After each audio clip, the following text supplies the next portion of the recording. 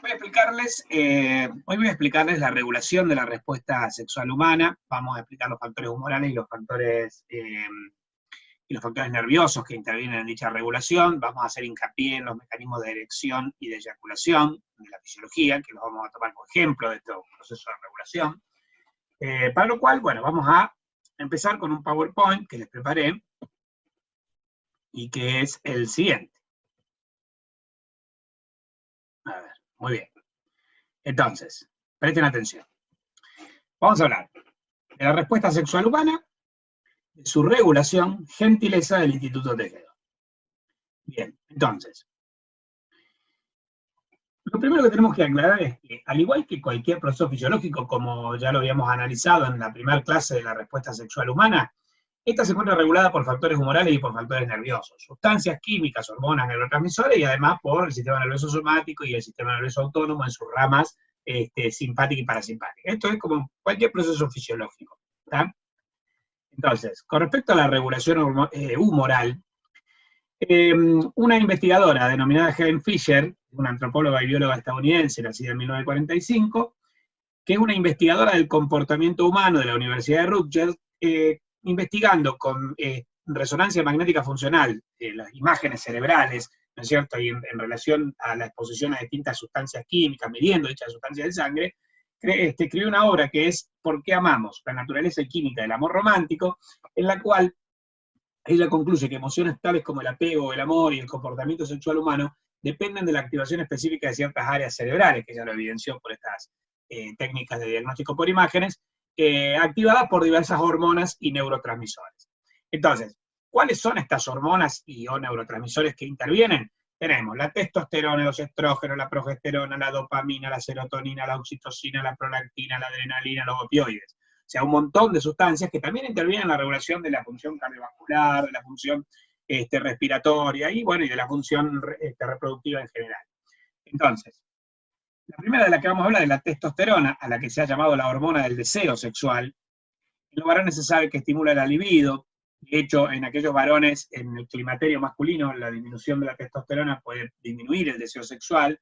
Existen terapias de reemplazo de testosterona, de suplementación de testosterona con parches, que son muy populares en algunos países, como en Estados Unidos, tienen sus efectos indeseables, o sea que hay que ver, ¿viste? Hay que ver que, porque hay que ver el estado cardiovascular, puede tener problemas cardiovasculares, este reemplazo con testosterona puede provocar cáncer cerebral o hepático, es decir, se ha visto asociada a una mayor incidencia. O sea que habría que, como siempre, analizar lo que es riesgo-beneficio. Pero bueno, la cuestión es que en los varones está perfectamente establecida esta relación entre la testosterona y el deseo sexual. En las mujeres la relación no es tan evidente, pero los andrógenos aumentan progresivamente durante la fase folicular, al igual que los estrógenos, y disminuyen en la fase lútea. No al igual que los estrógenos, que vuelven a aumentar un segundo pico. ¿Pero por qué aumentan en la fase folicular? Básicamente ustedes saben que los estrógenos se generan a partir de los andrógenos, y estos estrógenos que se generan a partir de los andrógenos, por aromatización, van aumentando en la fase folicular hasta el pico que hacen en la etapa preovulatoria, lo cual después desencadena la ovulación por feedback positivo. Bueno, paralelamente a esto se ha visto que el folículo también segrega andrógenos que van a ir aumentando. Obviamente no tanto como los estrógenos, pero aumentan. Y se lo ha relacionado con con un mayor deseo sexual en la etapa folicular y menos deseo sexual en la etapa lútea.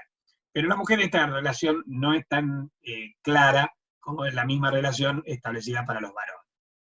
Respecto a los estrógenos, las llaman las hormonas de la feminidad y del cortejo. En animales de experimentación, si vos inyectás estrógenos a una rata, podés inducir conductas tales como la lordosis, que arquee la columna vertebral, como preparándose para la cópula. Obviamente en el humano las cuestiones relacionadas con el sexo hay muchos otros factores, históricos socioculturales, más complejos, pero indudablemente el pico de estrógenos preovulatorios que existe en la primera mitad del ciclo puede inducir ciertas pautas, ciertos comportamientos verbales y gestuales, no verbales, que estarían relacionados con el cortejo y que se ven en las mujeres en esa etapa del ciclo, ¿no? Que lo manifiestan inconscientemente, pero que se ven. No parecieran influir directamente en el deseo sexual, pero contribuye a condicionar los órganos genitales femeninos para la cópula. Por ejemplo, aumentan la lubricación y el trofismo vaginal. Al igual que antes hablamos de la disminución de los andrógenos que ocurren en el climaterio masculino, y que esto disminuye el deseo, la disminución de los estrógenos que ocurre después de la menopausia puede provocar una involución vaginal que se denomina craurosis. Y esto obviamente, la craurosis está caracterizada por disminución de la lubricación, adelgazamiento de la pared vaginal, disminución del diámetro de la luz vaginal, y todo esto provocaría menor capacidad, menor aptitud de la vagina para el coito, con lo cual produciría en la penetración dolor coital, y esto haría que el coito sea dificultoso, y por ende disminuye indirectamente el deseo sexual. De hecho, así como hay una suplementación de andrógenos, en algunos países se plantea una suplementación de andrógenos para aumentar el deseo sexual en el climaterio masculino, también se plantea una suplementación de estrógenos en forma, por ejemplo, de cremas vaginales para aumentar el tropismo vaginal y prevenir esa craurosis o involución. Los varones disminuyen el deseo sexual. Se ha visto en varones con hipogonadismo que tienen estrógenos elevados y andrógenos bajos que disminuyen el deseo sexual. Pero acá algunos investigadores dicen que es por acción directa de los estrógenos y otros dicen que es indirectamente por la caída de los andrógenos. Que no serían los estrógenos los inhibidores. O sea que los estrógenos son un poco más controvertidos que los andrógenos. Respecto a la progesterona, la llama la hormona de la maternidad o de la gestación, porque sus aumentos durante el embarazo garantizan el mantenimiento, la progresión del mismo. Esta reduce los niveles de testosterona. La progesterona reduce los niveles de testosterona, con lo cual tendría un efecto negativo sobre el deseo sexual, aunque esta acción es leve. Incluso algunos postulan que este es un aspecto controvertido que se ha discutido, relacionando las pastillas anticonceptivas que tienen estrógeno y progesterona con una disminución de del deseo sexual. Pero esto nunca fue demostrado. ¿Tá? O sea, como que la toma de la pastilla anticonceptiva produciría su efecto de anovulación y anticoncepción, pero podría disminuir el deseo sexual al disminuir los andrógenos por la progesterona que incorpora la pastilla. Pero no está comprobado. Bueno, vamos a dos neurotransmisores reguladores del estado de ánimo. Uno es la dopamina y otro es la serotonina. La dopamina tiene un enorme efecto sobre la respuesta sexual humana porque es el neurotransmisor de la motivación. Se la encuentra en los circuitos de placer y recompensa, muy estudiada en animales y también en los humanos, y se segrega por neuronas dopaminérgicas del hipotálamo anterior en un área que es el APOM, el área preóptica medial, y que es un área estimuladora de la respuesta sexual. Genera motivación en la búsqueda de estímulos placenteros como los sexuales, y en el preámbulo de un potencial encuentro sexual los niveles se disparan, aumentan mucho los niveles de dopamina y dan una sensación de exaltación y de euforia. De hecho, personas que abusan de ciertas drogas recreativas, tales como o de abuso, tales como la cocaína o como las anfetaminas, estas aumentan los niveles de dopamina y tienen un deseo sexual exacerbado. Con lo cual la dopamina y el deseo sexual están relacionados, un neurotransmisor que está relacionado con la respuesta sexual en sentido positivo. En cambio, la serotonina es el neurotransmisor de la saciedad. Nosotros lo habíamos visto ya con nutrición, cuando analizamos hambre y saciedad, que la serotonina, en el hipotálamo teníamos el centro del hambre, el centro de la saciedad, y cuando vos que tenías hambre y comías, al comer, en el centro de la saciedad, distintas neuronas liberaban serotonina y otras sustancias, y la serotonina podía causar saciedad, actuando en el centro de la saciedad del hipotálamo, y placer, actuando en el núcleo accumbens. Entonces, la libido es una conducta apetitiva, la habíamos definido en la clase anterior de respuesta sexual humana. Entonces, si es una conducta apetitiva, una más de las conductas apetitivas del ser humano, podría ser que que es el neurotransmisor de la saciedad, la disminuya, ¿sí? Bueno, de hecho, es segregada por las neuronas serotonérgicas del tálamo posterior, en un área que se llama núcleo talámico subparafascicular, que sería, digamos, interactuaría con el APOM, uno inhibiendo y otro estimulando la respuesta sexual, pero la serotonina, causaría disminución de la motivación y del impulso sexual frente a estímulos sensoriales, emocionales o evocativos de carácter negativo. Esto se ha visto, por ejemplo, también en los pacientes depresivos, los pacientes que sufren de una depresión importante, muchas veces se tratan con unas drogas que se llaman antidepresivos tricíclicos. Estos antidepresivos tricíclicos son inhibidores de la recaptación de serotonina. Y la serotonina, al inhibir su recaptación y aumentar los niveles, uno de los efectos indeseables que está descubierto para estas drogas, para estos antidepresivos, es el de disminuir la libido. Está comprobado para el antidepresivo. La relación con la progesterona de los anticonceptivos está en estudio, no está comprobado, pero la relación entre la serotonina, entre el aumento de serotonina que causan los antidepresivos tricíclicos y la disminución del deseo sexual que su consumo implica en algunos pacientes, esto está demostrado. De hecho, la serotonina se ha utilizado en terapias sexuales para tratar a los eyaculadores precoces. La serotonina les baja un poco la libido para disminuir su precocidad. Bueno, acá tenemos uno que actuaría como hormona o como neurotransmisor. Las catecolaminas, noradrenalina y adrenalina, o norepinefrina y epinefrina, como también se las llaman, se sintetizan tanto por las neuronas del sistema nervioso autónomo simpático, como por ejemplo por la médula adrenal. Las neuronas del sistema nervioso autónomo simpático liberan más noradrenalina que adrenalina, y la médula adrenal libera más adrenalina que noradrenalina. En el caso de las neuronas del sistema nervioso autónomo simpático, lo hacen a través de sinapsis, es un neurotransmisor. Mientras que la médula adrenal la libera a la sangre actuando como una hormona. La adrenalina actuaría como una hormona. Bien, ¿y qué hacen? ¿Para qué sirven estas hormonas o estos neurotransmisores? La adrenalina se la llama la hormona de la excitación corporal. Prepara el cuerpo para una situación de estrés, elevando la frecuencia cardíaca, elevando la presión arterial, elevando el tono muscular, elevando la actividad respiratoria. Por ejemplo, la adrenalina, otros neurotransmisores similares, son los responsables del aumento de la tensión sexual que vas verificando en las 3 primeras fases de la respuesta sexual humana de Master Johnson. Durante la excitación, la meseta y el orgasmo, de hecho, esa tensión sexual que va aumentando se mide cual y cuantitativamente en función del aumento de la frecuencia cardíaca, el tono muscular, etc. Y ese aumento de la frecuencia cardíaca, de la presión arterial, del tono muscular, lo produce la adrenalina. Las endorfinas actúan al revés. Las endorfinas son péptidos opioides endógenos. Son similares a los derivados de la planta del opio, como la heroína y la morfina, que causan relajación, que causan placer, que causan cierto adormecimiento, disminución de la sensibilidad al dolor. Se las llaman las sustancias del placer y la relajación. Estas disminuyen la frecuencia cardíaca, disminuyen la presión arterial, disminuyen el tono muscular y la respiración durante la última fase de la respuesta sexual, es decir, durante la fase de resolución. Además, también te brindan una sensación de placer físico y reducción del dolor.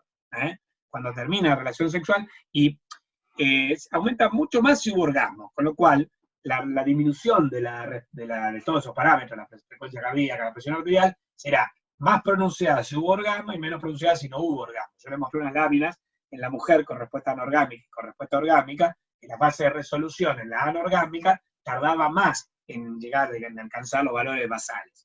Esto es porque la liberación de endorfinas, entre otros factores, es menor. Bueno, ahora vamos a 2 hormonas generalmente relacionadas, que son la oxitocina y la prolactina.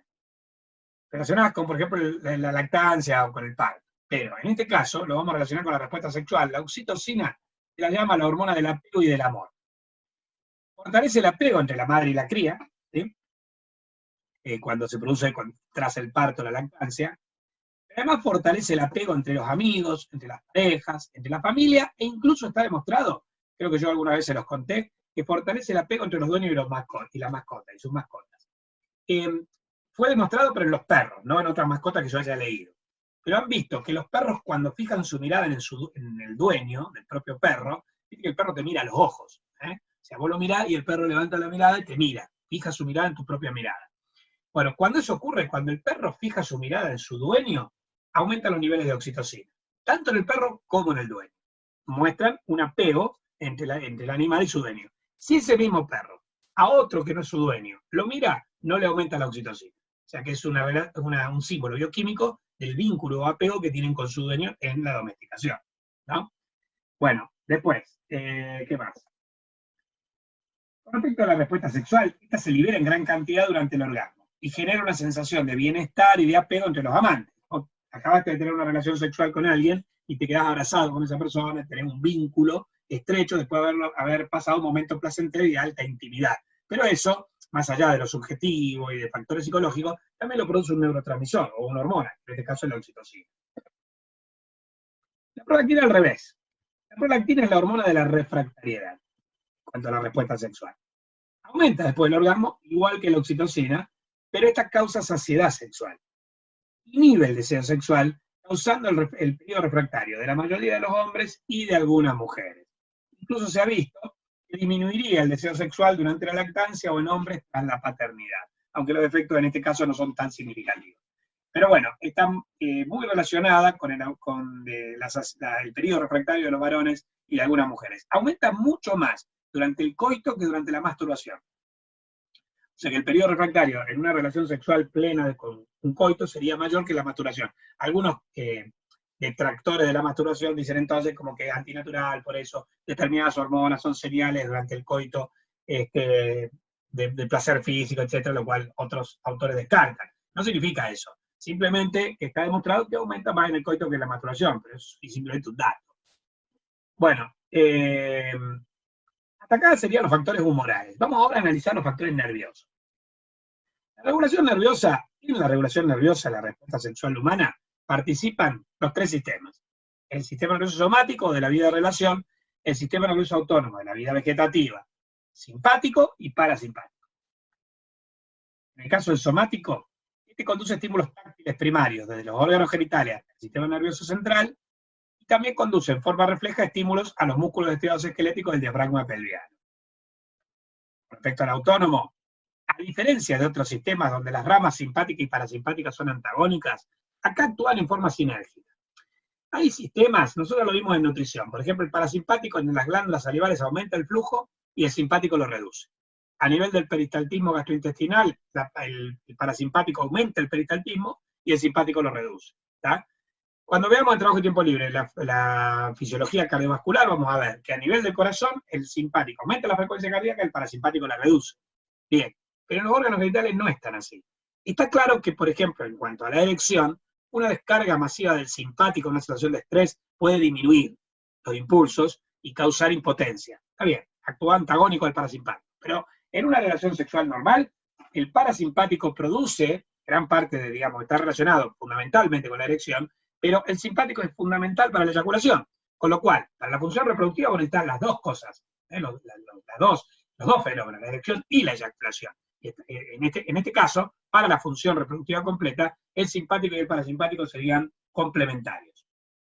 Bueno, después. Ambos sistemas regulan la función del músculo liso y de las glándulas.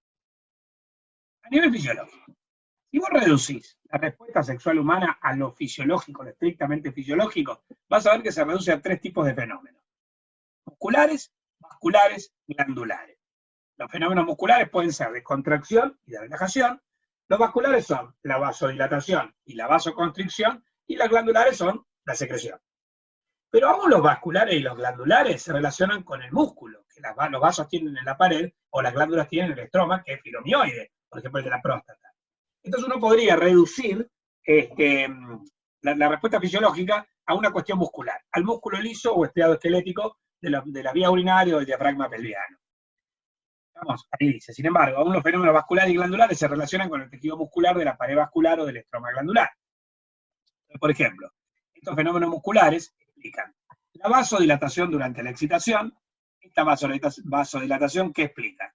La tumescencia del clítoris, la ingurgitación de los labios mayores y menores, la erección del pene y el rubor sexual. En la meseta, las contracciones tónicas son por fenómenos musculares, por ejemplo, la formación de la plataforma orgásmica, la contracción tónica del esfínter anal, la contracción de los músculos isquiocavernoso y bulbocavernoso en el varón, son todos fenómenos musculares en la meseta. Explican las contracciones clónicas durante el orgasmo, las contracciones rítmicas de la vía espermática, las contracciones rítmicas del útero, del aparato genital femenino, el músculo liso, las contracciones del músculo estriado esquelético del diafragma pelviano. Estas contracciones que son clónicas o son rítmicas en el orgasmo son fenómenos musculares. Explica la secreción glandular, porque decíamos, si el estroma de la próstata es filomioide, si se contrae, esto favorece su secreción. La vesícula seminal tiene una pared muscular que cuando se contrae favorece su secreción. Y finalmente, se produce vasoconstricción durante la fase de resolución, y esta vasoconstricción explica la detumescencia del clítoris, la desingurgitación de los labios mayores y menores, la desaparición del rubor sexual y la flacidez del pene. Con lo cual, la mayoría de los fenómenos físicos que se manifiestan en órganos genitales y también extragenitales durante la respuesta sexual humana se explican por fenómenos musculares. Uno puede reducir a contracciones y relajaciones de músculos lisos o estriados esqueléticos. Bueno, entonces, vamos a aplicar todos estos conceptos humorales y especialmente los nerviosos al mecanismo de erección y eyaculación. Lo vamos a tomar como ejemplo. Entonces, primero vamos a ver la estructura del pene. Acá tienen un esquema casi caricaturesco. Lo puse porque me gustó, me parece un dibujito animado, del aparato genital masculino en su conjunto. Acá tenemos los testículos, el epidídimo, el conducto deferente, la vesícula seminal, el conducto eyaculador, la próstata, la uretra, que atraviesa el pene, ¿sí? Y tiene la fosa navicular, que es la dilatación de la uretra próxima a su desembocadura en el meato. Bien, entonces, vamos a centrarnos en el pene. En un corte longitudinal nosotros vemos, en el centro del pene se encuentra la uretra en realidad, la uretra masculina tiene 3 segmentos: la prostática, que atraviesa el interior de la próstata, la membranosa, que atraviesa el diafragma urogenital, y después la esponjosa. Comienza acá, atraviesa, está rodeada por el cuerpo esponjoso, llega hasta el glande, el cuerpo esponjoso después se continúa con el glande, acá en la próxima a la desembocadura tiene esta pequeña dilatación, que es la fosa urogenital, la fosa navicular. Bueno, acá arriba miren una cosa. La uretra prostática tiene 2 esfínteres. El esfínter uretral interno, que la separa de la vejiga cuando se contrae, lo que evita es la eyaculación retrógrada, y que está constituido por músculo liso derivado del músculo detrusor de la vejiga. Y después, el esfínter uretral externo, que depende de los músculos del diafragma urogenital y que está formado por el músculo escleroesquelético. Entre ambos esfínteres, la uretra prostática actúa como una cámara de alta presión. Esto lo vamos a ver durante la fase de emisión en la eyaculación. Bueno, después, a cada lado decíamos, tengo la uretra en el centro, rodeada por el cuerpo esponjoso, y a cada lado el cuerpo cavernoso. En un corte transversal, nosotros lo que veríamos es lo siguiente. Tenemos la uretra, rodeada por el cuerpo esponjoso, después tengo los 2 cuerpos cavernosos, después tengo arterias y venas, y vainas conectivas, fibrosas, como la aponeurose de Buck y la aponeurose de Coles, entre las cuales encontramos venas que cuando se produzca la erección del pene, las comprimirán. Las venas quedarán comprimidas entre las vainas fibrosas de la estructura del pene, y eso producirá la venoclusión. Durante mucho tiempo se creyó que la venoclusión en realidad era un fenómeno activo de las venas, o sea, que las venas del pene, a diferencia de las venas de cualquier otro lugar, hacían una vasoconstricción por el propio músculo de su pared. Si bien las venas tienen músculo, el músculo de la pared de una vena es mucho más escaso que en la pared de una arteria. Entonces, esto ya fue descartado, no se produce una contracción activa de la vena. Otros autores postularon la presencia de válvulas. Válvulas existen en las venas del pene incluso, pero válvulas no tienen nada que ver con el mecanismo de la erección. Acá lo que ocurre es que se dilatan las arterias, eso lo vamos a ver en un ratito, y al dilatarse las arterias, expandirse los sinusoides, las venas quedan comprimidas entre las vainas fibrosas del pene y se produce la venoclusión. La sangre entra al pene y no puede salir. Y esto es lo que provoca la erección. Entonces, repitamos. Tengo la uretra, tengo el cuerpo esponjoso que la rodea, tiene una túnica lujínia más delgada, ese cuerpo esponjoso. Después tengo los 2 cuerpos cavernosos, con la arteria cavernosa y los sinusoides acá, con una túnica lujínia que es mucho más gruesa. Después tengo la aponeurosis de Buck, tengo el espacio interaponeurótico, la aponeurosis de Coles, y después la piel, ¿no? Las venas dorsales profundas y superficiales, las arterias dorsales del pene, las cavernosas, las bulbouretrales, acá dice bulbo cavernosa, pero es la bulbouretral, después lo vamos a ver bien, lo de la irrigación. Bueno, esta es una estructura básica del pene que la habrán visto en anatomía mejor con Fernando. Vamos ahora a ver la irrigación del pene. El pene es irrigado por la arteria pudenda interna, rama de la hipogástrica. Esta arteria da 3 ramas terminales a nivel del pene, que son las arterias peneanas, que son la arteria dorsal del pene, de la cual surge la arteria circunfleja, la arteria bulbouretral, de la cual surge la arteria uretral, y las arterias cavernosas, de las cuales surgen las arterias helicinas.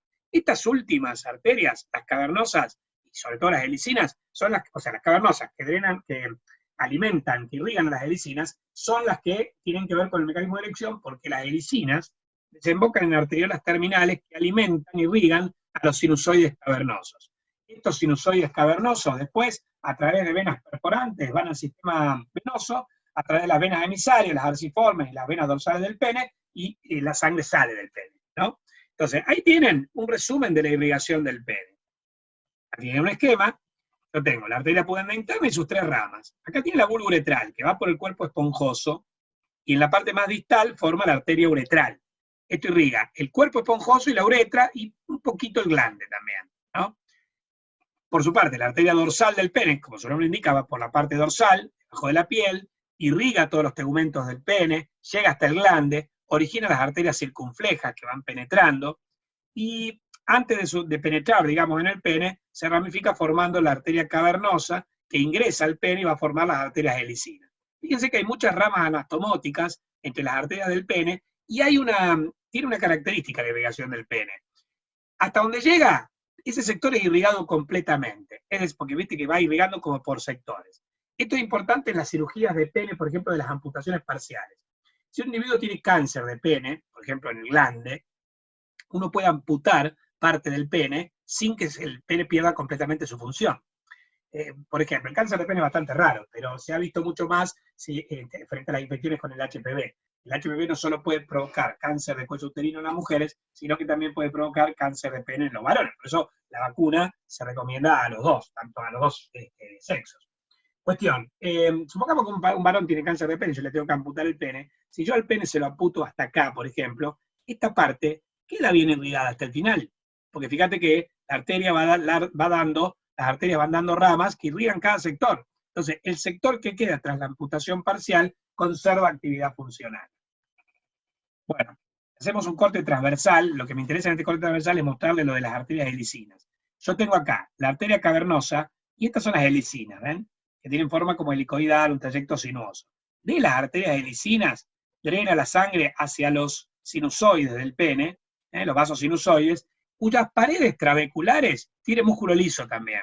Cuando se produce la erección, no solo se relaja el músculo liso de las arterias, sino que también se relaja el músculo liso de las paredes sinusoidales, en una fase que se llama precisamente fase sinusoidal. Bueno, de ahí después la sangre drena hacia las venas que atraviesan la túnica lujígea. Bueno, tenemos las venas emisarias, las venas arciformes y después la vena dorsal del pene, la profunda y la superficial. Bien, esta es la irrigación. Vamos a la inervación, más complicada todavía.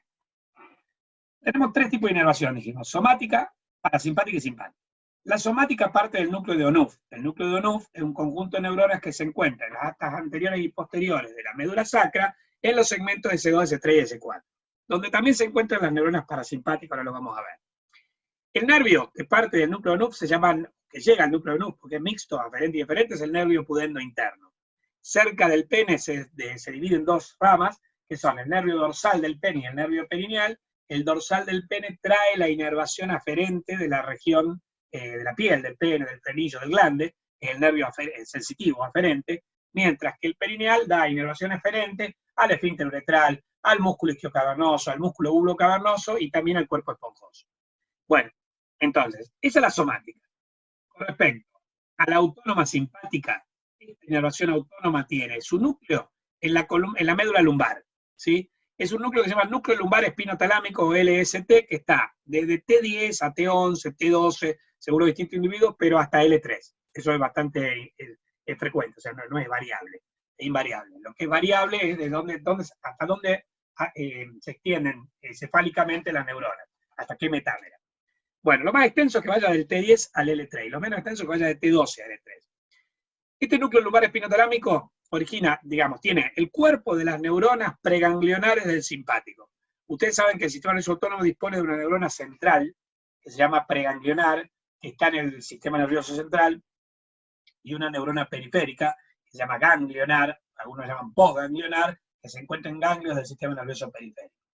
El axón que va de la neurona preganglionar a la postganglionar se llama fibra preganglionar, y el que va de la neurona postganglionar a las vísceras se llama fibra postganglionar. Bueno, la longitud de las fibras pre- y postganglionar varía en el simpático y el parasimpático, porque la localización de la neurona postganglionar puede ser más cercana al sistema nervioso central, ejemplo en el simpático, o más cercana a la víscera, ejemplo en el parasimpático.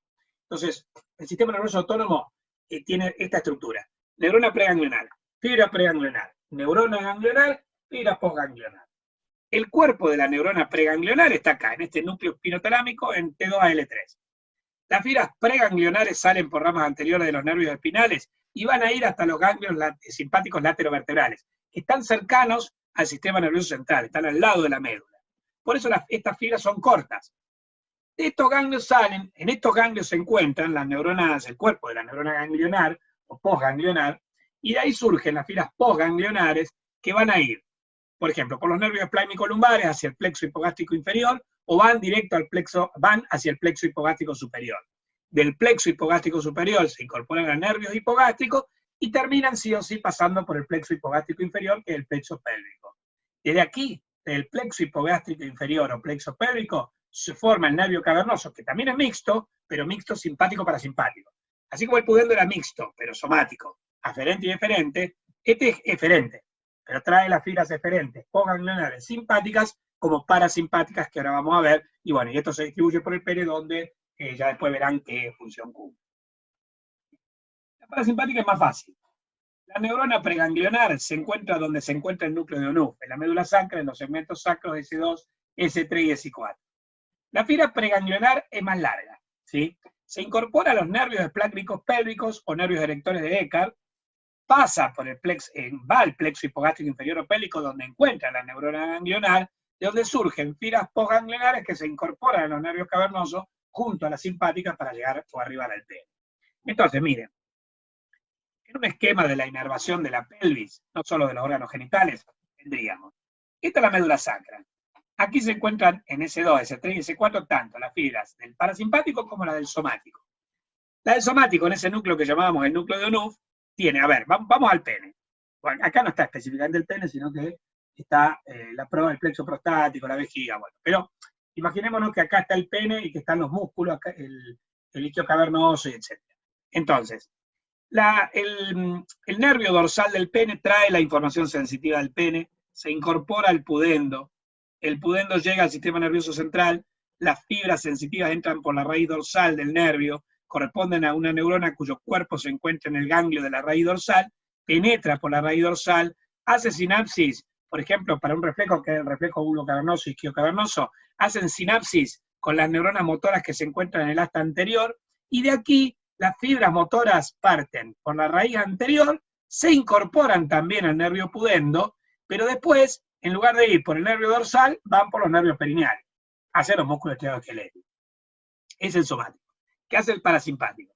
Tiene la neurona preganglionar acá, en el mismo lugar, S2, S3, S4. De ahí las fibras preganglionares entran, se incorporan a la rama anterior del nervio espinal, pero van a formar los nervios esplácnicos pélvicos o erectores de Eckhart. Estos llegan hasta el plexo hipogástrico inferior o plexo pélvico, donde encuentran el cuerpo de la neurona ganglionar, y las fibras postganglionares a través de los nervios cavernosos van a ir hacia el pene. El simpático tiene la neurona más alta, acá arriba, en la médula toracolumbar, de T10 a L3, en el núcleo lumbar espinotalámico o LST.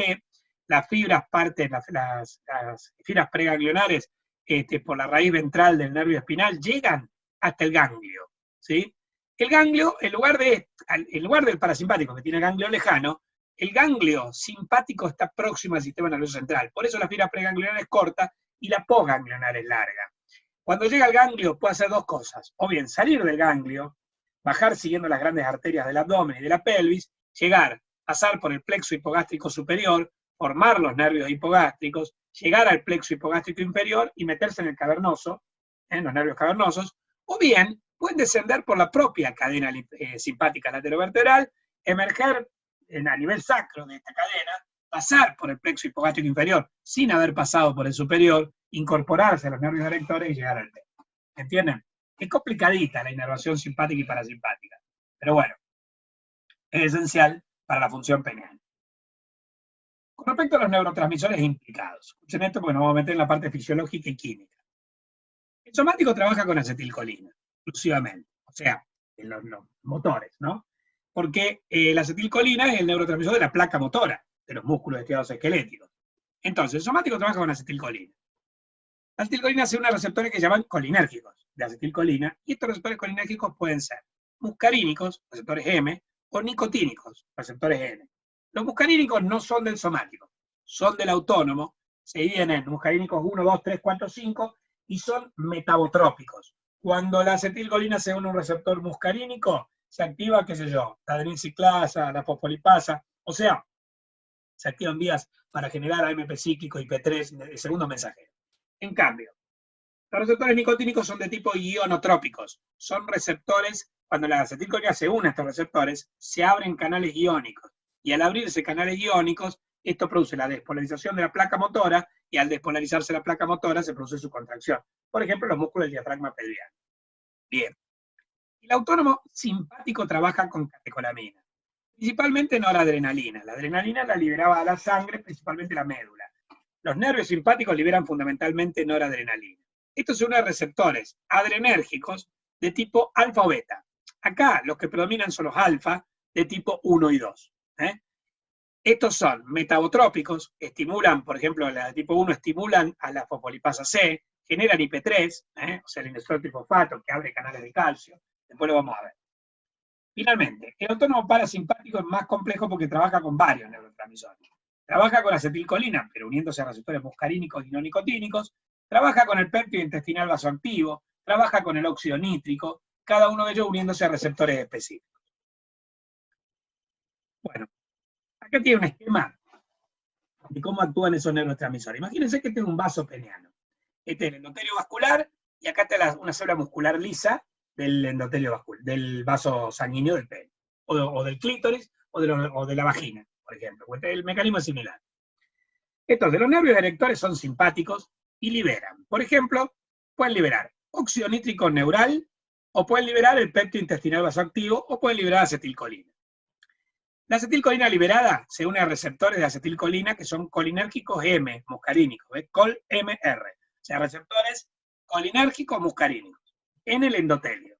Y lo que hace es estimular a una enzima que es la óxido nítrico sintetasa para que genere el óxido nítrico endotelial. Entonces termina liberando óxido nítrico directamente, que es el óxido nítrico neural, o indirectamente a través de la liberación del óxido nítrico endotelial. Ese óxido nítrico penetra un gas, así que penetra la membrana, y dentro de la célula estimula la guanilato ciclasa citosólica, la cual genera GMP cíclico. El GMP cíclico cierra canales de calcio del REL, la concentración de calcio disminuye, el músculo liso se relaja, y la relajación del músculo liso causa la tumescencia del clítoris, la lubricación vaginal y la erección peneana. También puede ser que liberen BIP, el péptido intestinal vasoactivo. Este se une a receptores de membrana y estimulan a la adenilciclasa.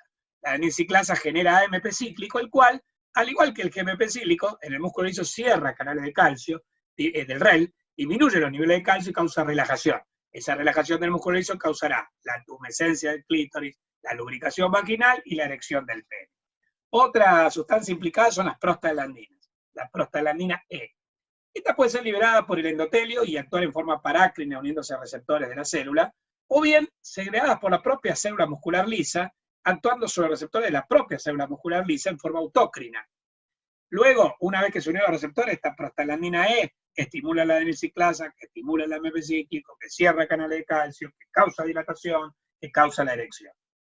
¿Cómo actúa el nervio simpático? A este nivel sí es antagónico. Pero normalmente cuando vos estás en un estado de excitación, la descarga simpática inicial es baja, ¿sí? Entonces no llega a ser antagónica. Pero si vos estuvieras estresado, ¿por qué te puede producir impotencia un estrés elevado? Porque el nervio simpático libera noradrenalina, la noradrenalina se une a receptores alfa 1, alfa 2, y estos receptores tienen dos efectos. Uno que acá muestra el esquema y otro que no.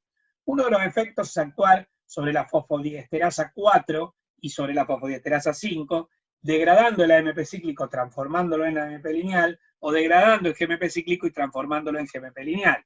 Entonces, esto hace que estos dejen de cerrar los canales de calcio del REL. En forma indirecta, produciría su apertura. Pero además hay una forma directa de producir su apertura, acá no te lo muestro en este esquema, que es que la noradrenalina, la unirse a receptores alfa 1, estimula la fosfolipasa C, genera IP3, y el IP3, el inositol trifosfato, abre canales de calcio del REL, el calcio aumenta en el REL del músculo liso, la célula muscular lisa se contrae, y esto produce la detumescencia del clítoris o la flacidez del pene. O sea que si la noradrenalina se segrega en cantidad antes de que el pene se erecte, va a provocar que no se pueda erectar. Si se segrega, por ejemplo, durante el orgasmo, que ahora vamos a ver que la eyaculación es producida por descarga simpática, puede facilitar la detumescencia post-orgasmo, ¿sí? Al facilitar que se degraden las sustancias que habían provocado la vasodilatación. Bueno, sobre esta sustancia, especialmente sobre la fosfodiesterasa 5, es que actúan drogas como por ejemplo el sildenafil, el Viagra. ¿Qué hace el Viagra? El Viagra inhibe la degradación del GMP cíclico al inhibir a la fosfodiesterasa 5, que es la que lo degrada al GMP. Entonces, el Viagra no produce una erección, porque vos, para tener una erección, necesitas el estímulo erógeno que provoque que se genere GMP cíclico. Pero, si en presencia del estímulo erógeno vos te tomaste un Viagra, el GMP cíclico se mantendrá más tiempo elevado en el citoplasma de la célula muscular. Esa es la respuesta, por ejemplo, vos tenés una relación sexual inminente, y vos no querés fallar en la relación sexual y te tomás un Viagra, que no es necesario que lo tome ningún individuo joven. Es una de las drogas de abuso más frecuentes, porque no lo necesitás y lo tomás igual, y a veces el efecto es más, en un joven es más subjetivo que un efecto real. Objetivo. En un adulto mayor, ponele que sí. Bueno, conclusión. No tuviste la relación sexual. O sea, vos era una relación sexual potencial, te tomaste un Viagra por la duda, pero la relación sexual no se produjo. ¿Qué pasó? ¿Tener una erección espontánea y te va a tener que masturbar? No. Porque si no hubo relación sexual y no hubo estímulo erógeno, el pene no se va a erectar. ¿Entienden? Lo que produce la erección del pene es el estímulo erógeno que desencadena que aumente el GMP cíclico. En el peor de los casos, lo que hace el Viagra en un pene que ya está erecto es mantener la erección, la rigidez más tiempo, porque evita que se degrade rápidamente el GMP cíclico. Bueno, ¿cómo es la erección? Hay distintos tipos de erección. Tenemos una erección psicógena, una erección reflexógena, una erección involuntaria. La erección psicógena se puede producir durante el acto sexual, por los estímulos erógenos, incluso durante fantasías sexuales. Vos te imaginás, te haces la cabeza de los ratones, digamos, y se te puede producir una erección. La erección se puede producir por estímulos extragenitales e incluso psicógenos. La eyaculación no. Requiere de los estímulos táctiles primarios, pero vamos a ver. Vos no podés eyacular pensando, vos podés tener una erección pensando, idealizando, simbolizando algo erótico, pero nada más. Bueno, la reflexógena, en cambio, es la que garantiza la erección, refuerza la erección y también puede generar la eyaculación, se da durante el acto sexual, por el roce, digamos, el estímulo de los receptores táctiles del glande, del frenillo, de la piel del pene. Eso se da, digamos, por ese reflejo que yo les decía, que tiene la aferencia de somática y la eferencia también, ambas por el pudendo, o la eferencia viene por el pudendo y la eferencia viene por los pélvicos, o sea, es somática la eferencia y parasimpática la eferencia. Por eso durante el acto sexual, pero también esto se puede producir por vibraciones. Por ejemplo, los vehículos de movimiento. Cuando vas en el colectivo, cuando vas en el taxi, qué sé yo, y la vibración en la región pelviana te puede llegar a provocar un estímulo de esta erección reflexógena y puede tener una erección espontánea sin haber pensado en ningún estímulo erótico. Con respecto a la involuntaria, suele coincidir con el sueño REM, se produce en la noche, teniendo en cuenta que el sueño, a ver, un ciclo normal de sueño vigile, de sueño, dura más o menos 90 minutos. Entre que pasa el sueño más lenta, fase 1, fase 2, fase 3, fase 4, hasta que llega a la fase REM. Esto se puede acortar, se puede alargar, dependiendo de la edad, dependiendo de un montón de factores, de los trastornos del sueño que puedas tener. Pero normalmente dura 90 minutos. Quiere decir que si vos, por ejemplo, dormiste 6 horas, vos tuviste 4 de esos ciclos. Si dormiste 8 horas, tenés 5 o 6 de esos ciclos. Quiere decir que vos tenés 4 a 6 sueños REM toda la noche, lo que implica que vas a tener 4 a 6 erecciones para la noche. Así como las poluciones nocturnas se producían también durante la noche, las erecciones se producen durante la noche. Pero las poluciones nocturnas eran características de la pubertad, las erecciones toda la vida. Hay una teoría que dice que esto garantizaría la irrigación del pene, porque como vamos a ver ahora, cuando el pene está erecto, las arterias están dilatadas, entonces se irriga. Pero cuando el pene está flácido hay vasoconstricción arterial. No es que esto provoque isquemia. Los detractores de esta teoría dicen que no es que tiene isquemia el pene flácido, pero los que promueven esta idea o promueven esta hipótesis dicen que durante todo el día el pene tiene un flujo muy escaso. Entonces garantiza, en un periodo de 24 horas, garantiza que por lo menos haya 4 a 6 erecciones, que vos no te das cuenta que la tenía a la noche y eso garantiza la irrigación. Porque, a ver, si los vasos se dilatan durante la erección y la erección se produce cuando te masturbás, cuando tenés un acto sexual o cuando tenés un estímulo erógeno, y eso pasa mientras estés en estado de vigilia, no todos los días vos tenés una relación sexual, o te masturbaste, o tenés un estímulo erógeno. O sea, a lo mejor pasa un día entero, o 2 días, o 3 días, en que no tuviste una sola erección diurna. Pero a la noche tuviste 4 a 6. Entonces, los que promueven cuál es el sentido de esas erecciones nocturnas es que, bueno, favorecerían la irrigación peniana. La irrigación peniana diaria. Es controvertido. Bueno. ¿Quién regula la erección? Tenemos, por un lado, un marcapaso central en la región pontina, en el área preóptica medial, y un control periférico, que como dijimos tenemos. Las vías simpáticas parten de T11, T10 a L3, y las parasimpáticas de S2 a S4, y las somáticas también, de S2 a S4, donde está el núcleo de Dono.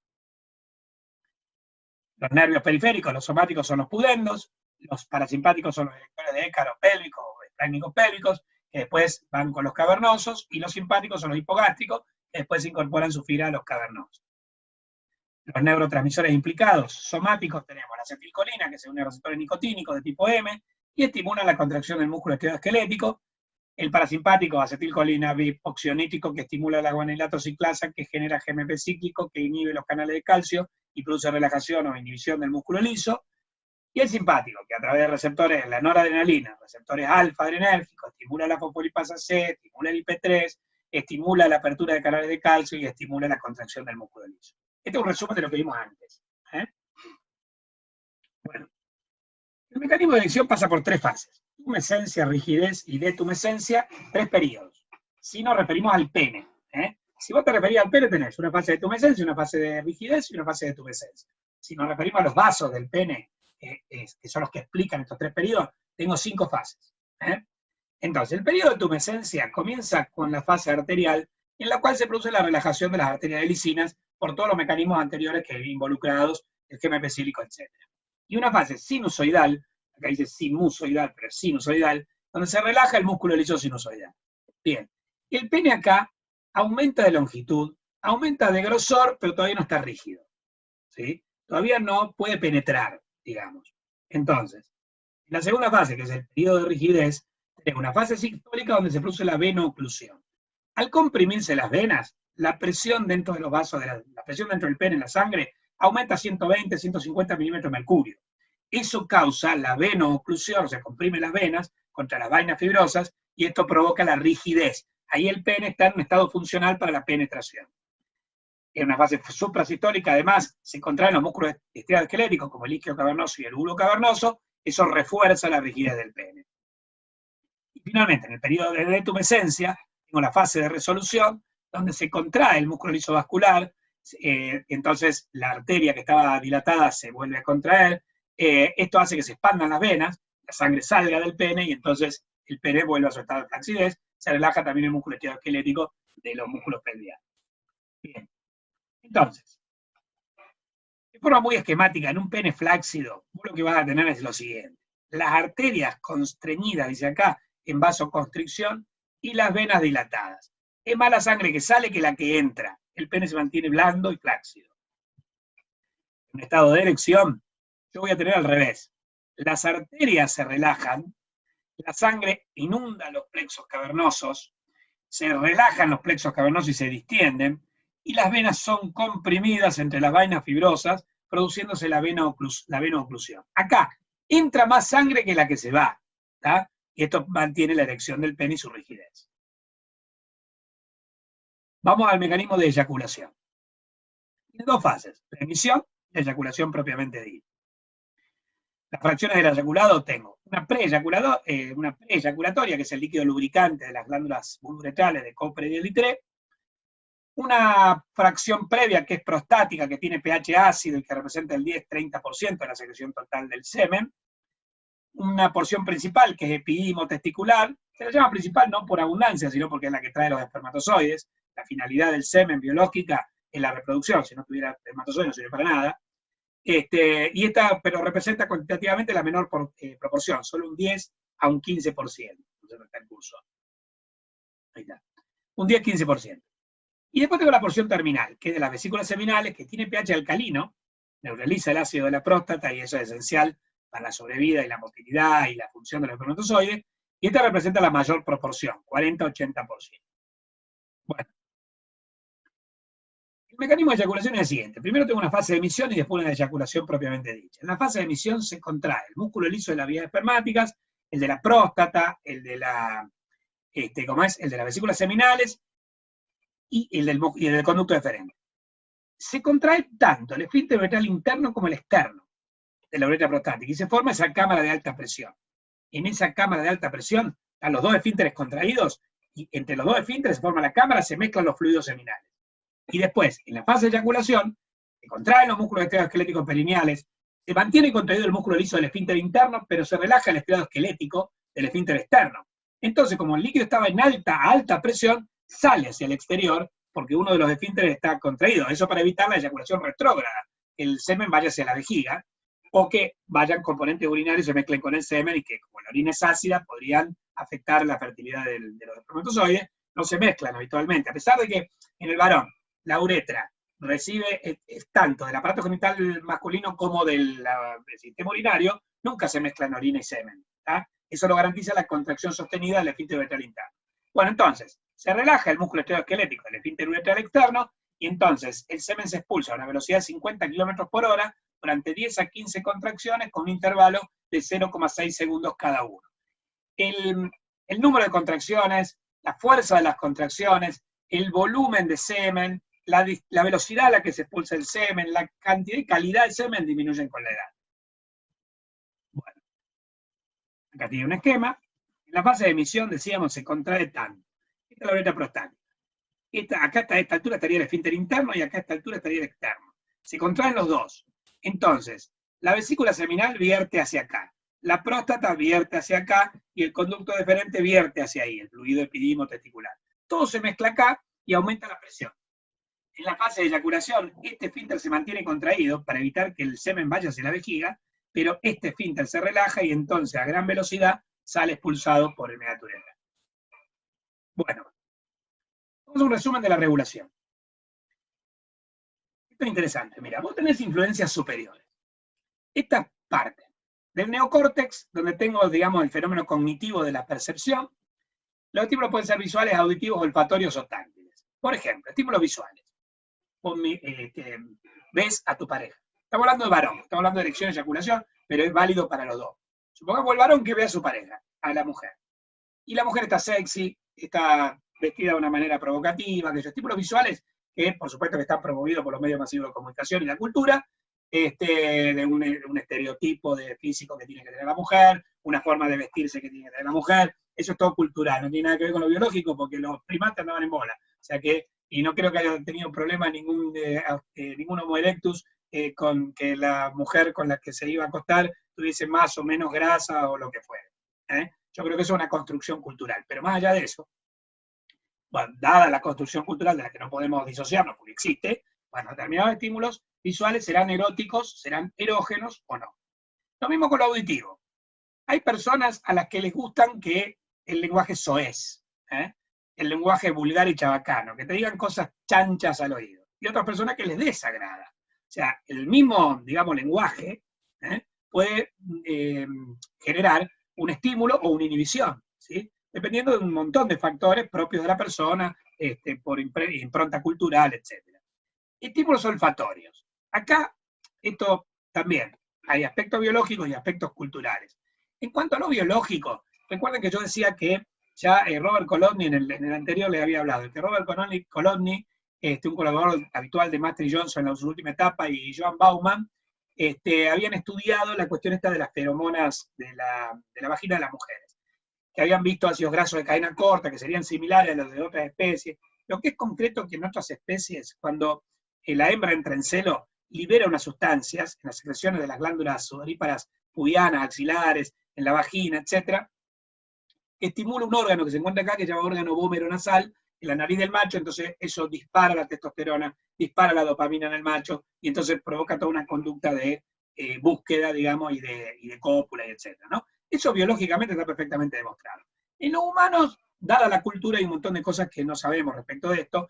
Estos investigadores del Centro de Estudios Químicos de Moll, Joan Bauman, etc., aparentemente encontraron las mismas sustancias. O sea que la base biológica está. Que esas mismas sustancias que tiene una humana o que tiene una rata estimulen al hombre como hace el ratón, eso es más discutido. Hay cuestiones culturales. Entonces, por ejemplo, a vos te estimula, qué sé yo, un determinado perfume, que es algo artificial, ¿sí? Viene tu compañera sexual y está perfumada, y te gusta. O a lo mejor viene de correr y tiene un olor a chivo terrible, no te gusta, o no te importa. Eso depende de la persona. Pero estos estímulos olfatorios actúan de manera positiva o negativa. Los táctiles casi siempre son positivos, que te acaricien, zonas extragenitales, la zona de mayor erogenicidad son los labios, el cuello, la parte de atrás de la oreja, el pecho, la ingle, la espalda, bueno, la cara interna de los muslos. Esas son todas partes, todas las regiones donde la piel tiene una concentración de receptores bastante elevada, extragenital, y bueno, y eso lleva estímulos táctiles secundarios, se llaman, o extragenitales, que pueden ser erógenos. Y con respecto a los táctiles primarios, provienen de la piel del glande, del frenillo, del pene, son táctiles primarios, son los que son conducidos por los pudendos. El estímulo visual es conducido por el segundo par craneal, el auditivo por el octavo par craneal, el olfatorio por el primer par craneal, y los táctiles, si son del cuello para arriba, por ejemplo, en la oreja, en la boca, que yo, por el trigémino. Si son del cuello para abajo, por los intercostales. Si son de los genitales, por los pudendos. Bueno, ahora todos estos estímulos, vamos a hacer la cognición.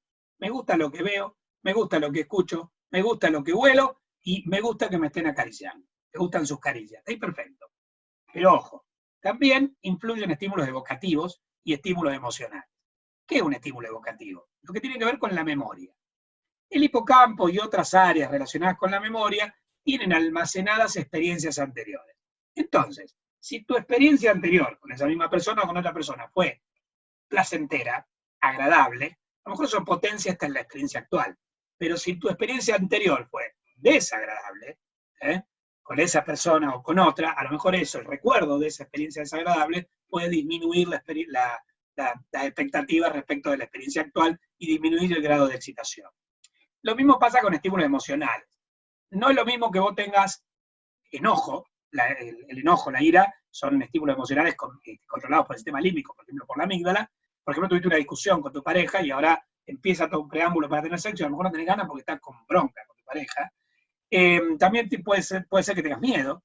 Esas parejas tóxicas en las cuales, sobre todo para las mujeres que están sometidas a violencia física, verbal o lo que fuere, mujeres abusadas, etcétera, o sometidas a violencia, como te dije, física o emocional, a lo mejor se sienten forzadas a tener sexo porque si no las golpean o si no las degradan de alguna manera, y entonces todos los aspectos emocionales, el miedo, la ira, etcétera, pueden actuar disminuyendo el deseo sexual, la libido, la excitación sexual. Mientras que, si estás tranquilo, si sentís cierta empatía y receptividad sexual con esa otra, con tu compañero sexual habitual o circunstancial, bueno, todo eso te relaja y estos aspectos emocionales pueden potenciar la respuesta sexual.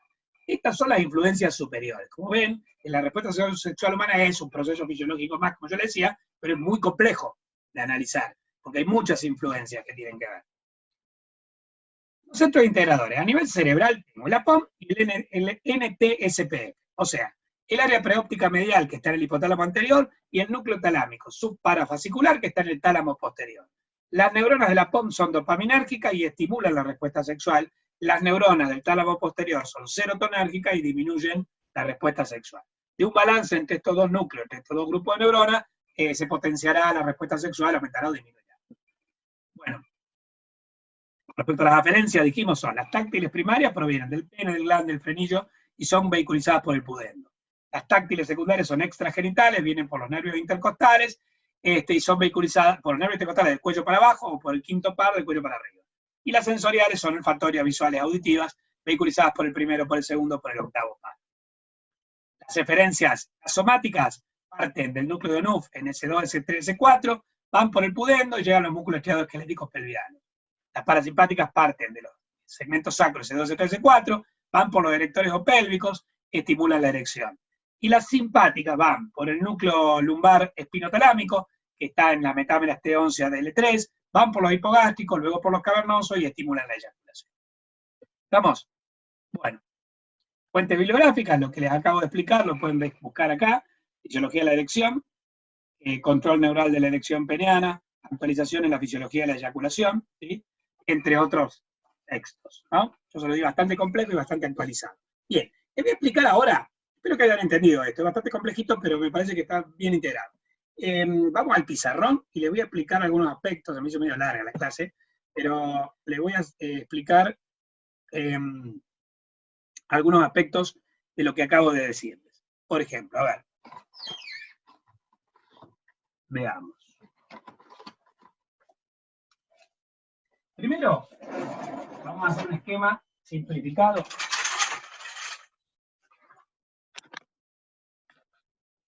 Ahí, de la circulación del pene. De la irrigación.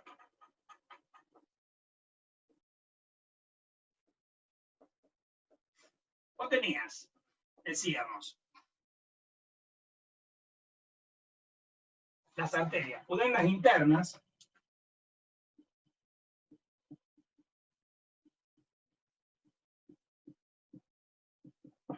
que iban a dar lugar a las arterias peneanas. Y acá me interesan tres. La dorsal, la bulbouretral, en realidad me interesa una de las tres. Vamos a las tres. La bulbouretral, la arteria dorsal del pene y la cavernosa. Bueno, la bulbouretral va a dar la uretral,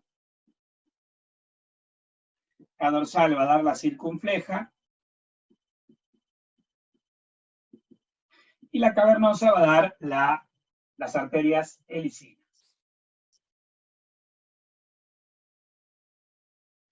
Hay cierto grado de anastomosis de la irrigación. Bueno, pero me interesan estas, las helicinas. Las helicinas dan arteriolas terminales. Dichas arteriolas drenan los sinusoides, cavernosos, y de los sinusoides surge el sistema venoso, y este sistema venoso está constituido por las venas emisarias, absciformes,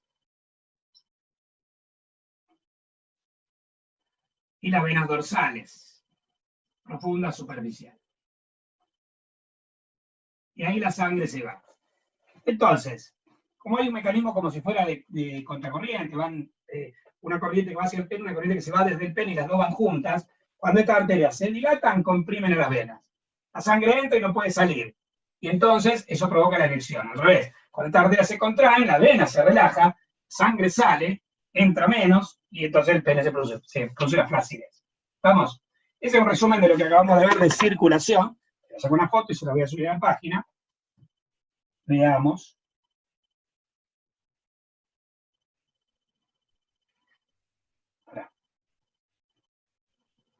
Ahí. Bueno, vamos a hacer un resumen de la irrigación ahora. Con respecto a la irrigación, de la inervación. Con respecto a la inervación del pene, decíamos que tal inervación, si tenemos, esta es la médula. Vamos para.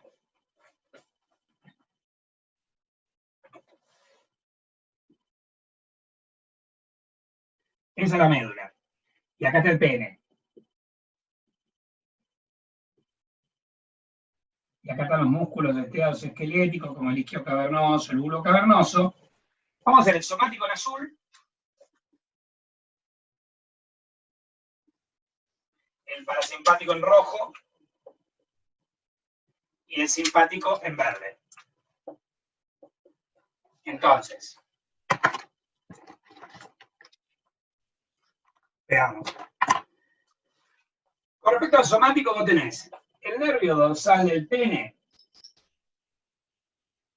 que se incorpora al pudendo para ir a S2, S3 y S4, donde se encuentra el núcleo de Onuf, y bueno, ahí se encuentran las neuronas somáticas, ¿sí? Obviamente, primero el ganglio de la raíz dorsal, no está la neurona, y esto va a hacer sinapsis con la neurona somática. Después, esta neurona somática, también por el nervio pudendo, va a ir, pero después se va a ramificar y va a formar los nervios perineales que van a ir hacia los músculos estriados esqueléticos. O sea que esto viene para acá, esto es aferente y esto es eferente. El nervio pudendo es mixto, tanto aferente como eferente. Y este estimula a los músculos estriados esqueléticos. Esa es la somática. La parasimpática parte del mismo lado. La neurona parasimpática, preganglionar, está también en S2, S3, S4. Pero ¿qué pasa? Su fibra preganglionar va a ir por los nervios esplácnicos pélvicos o erectores de Eckhart. Van a hacer sinapsis con neuronas que se encuentran en el plexo hipogástrico inferior o pélvico. Esta neurona parasimpática, que es ganglionar o posganglionar, que está, como decíamos, en el plexo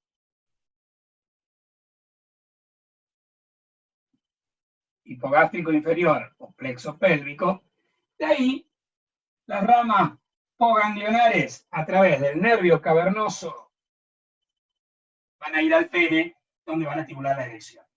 Por su parte, el simpático puede provenir de T11, T10 a L3. Ahí está la neurona preganglionar del simpático. Esta tiene una fibra preganglionar corta porque hace sinapsis en los ganglios de la cadena laterovertebral, donde se va a encontrar la neurona posganglionar. Esta neurona posganglionar va a ir a donde se encuentra el plexo hipogástrico superior. De ahí va a bajar por los nervios hipogástricos. Va a ir al plexo hipogástrico inferior y a través de los cavernosos se mezcla con la... Ah, lo tenía que haber hecho en verde. Perdón, queridas. Esto era el simpático. Lo vuelvo a hacer, al mismo tiempo. Como si la clase no hubiese sido larga ya. Pero bueno. Esto sería la vía simpática. SP. Bueno, ¿entienden? Esta sería la inervación. Simpática, parasimpática, somática. Pudendos, erectores o esplácnicos pélvicos, hipogástricos y después los cavernosos, bueno, el dorsal del pene y los perineales. Vamos a sacar una foto de esto. Te lo voy a subir a la página. Bien.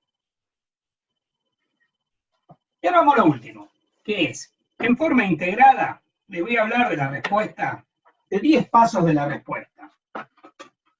Entonces, observen. Vamos a imaginarnos que ocurre la respuesta realmente y entonces qué es lo que va pasando secuencialmente.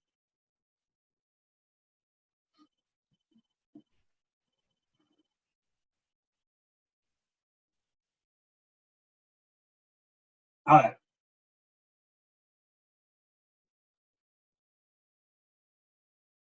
Entonces,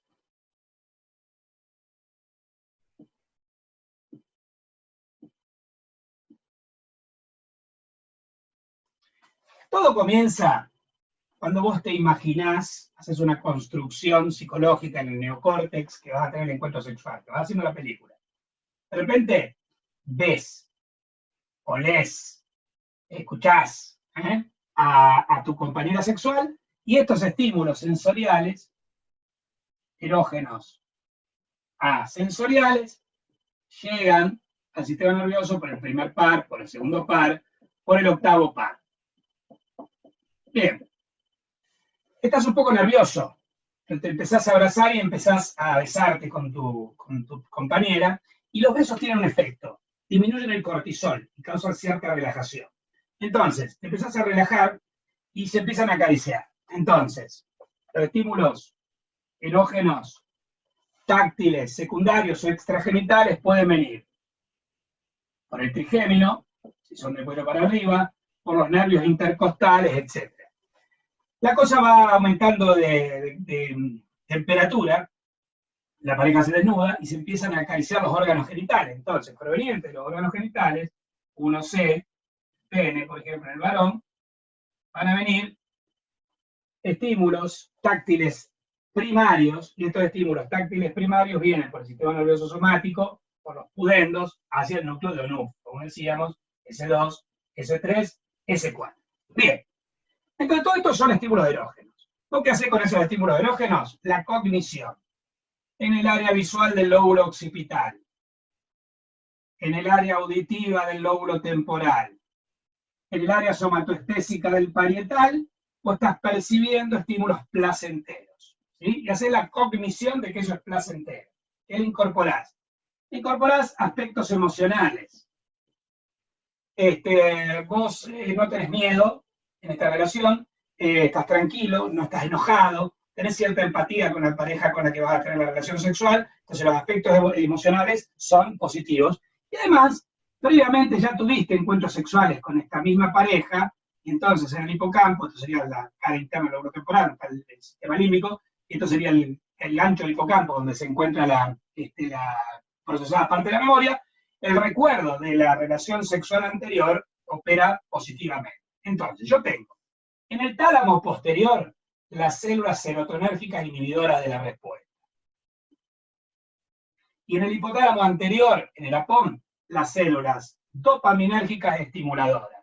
Lo que hago yo es, los estímulos cognitivos, los emocionales y los evocativos inhiben a las neuronas inhibitorias, de tal manera que estas neuronas dejen de inhibir a las estimulatorias. Si las estimulatorias se estimulan, vale la redundancia, proviene una señal descendente hacia las neuronas parasimpáticas y esto estimula la erección.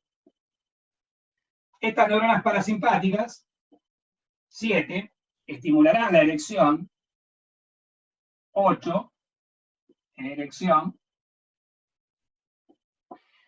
en forma descendente, pero también en forma ascendente. ¿Por qué? Porque vos seguís estimulando los órganos genitales y recuerden que también el pudendo, las fibras somáticas del pudendo también son capaces de estimular la erección, ¿sí? O mantener la erección al estimular el líquido cavernoso, el bulbo cavernoso. Muy bien. De repente, se produce el coito, y durante el coito, el roce y los estímulos táctiles primarios se intensifican. Estos estímulos táctiles primarios intensificados van a estimular a las neuronas simpáticas del LST, el núcleo lumbar que está en T11 a L3, el núcleo lumbar espinotalámico, y estas neuronas simpáticas, por la vía correspondiente que ambos vimos, que antes vimos, produce la eyaculación. Entonces, repito hasta acá. Se produce, primero, un estímulo erógeno. Antes de que comiencen las caricias y todo eso es como a distancia. Una vez, la escuchás, la olés. Entonces, estos son estímulos sensoriales. Después empieza la relación sexual, pero primero empiezan con besos, con caricias extragenitales. Entonces, el trigémino, si es del cuello para arriba, los nervios intercostales, si es del cuello para abajo, llevan los estímulos erógenos táctiles secundarios. La pareja se desnuda. A todo esto, cuando todo esto empieza, la cognición hace que te excites, ¿sí? Son estímulos agradables. Aspectos emocionales y evocativos determinan que también se inhiban las áreas serotonérgicas y aumenten las áreas dopaminérgicas, o sea que aumenta la dopamina, aumenta la testosterona en los varones, etc. Entonces la pareja se desnuda, se empiezan a acariciar los órganos genitales, y al acariciarse los órganos genitales provienen los estímulos táctiles primarios que garantizan la fase de rigidez. Con lo otro puede haber una fase de tumescencia peniana, pero la rigidez completa se alcanza con la manipulación de los propios órganos genitales. Bien, entonces, estos estímulos táctiles primarios provienen por los nervios pudendos y entonces, sumados a los estímulos sensoriales, a los táctiles secundarios y a los táctiles primarios, todo inhibe al tálamo, que es los estímulos cognitivos, el procesamiento cognitivo, más el procesamiento emocional, más el procesamiento evocativo, inhiben a las áreas talámicas de serotonérgicas, que son inhibitorias de la respuesta sexual. Esto estimula las áreas hipotalámicas estimulatorias de la respuesta sexual, que son dopaminérgicas. El cerebro se inunda de dopamina, eso te genera euforia, exaltación, y vas a cometer el acto sexual, digamos, a concretar el acto sexual. Entonces, el parasimpático, los estímulos descendentes más los ascendentes reflejos estimulan el parasimpático y el somático para mantener una erección rígida. Se produce el acto sexual. Durante el acto sexual, los estímulos táctiles primarios se intensifican, llegan después de un tiempo de excitación MZ hacia el núcleo lumbar espinotalámico, se estimulan las neuronas simpáticas, la descarga simpática provocará en parte la eyaculación. Cuando esto ocurre, el sistema el núcleo lumbar espinotalámico, en forma ascendente ahora, va a estimular al tálamo posterior, va a estimular al área inhibitoria de la respuesta sexual, se descargará prolactina, se descargará oxitocina, se descargarán péptidos opioides. Los péptidos opioides te producen relajación, la oxitocina te produce apego por la pareja con la cual has tenido relaciones sexuales, pero la serotonina y la prolactina te van a mantener en periodo refractario. Hay varones que no tienen periodo refractario, pero muchos sí.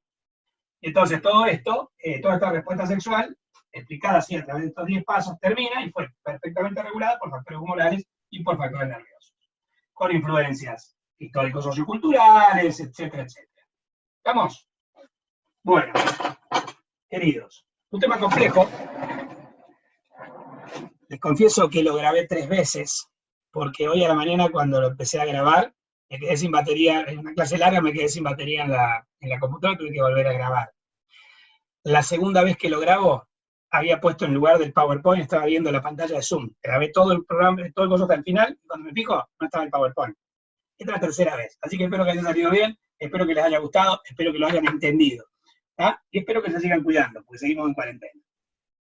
Nos vemos, polluelos.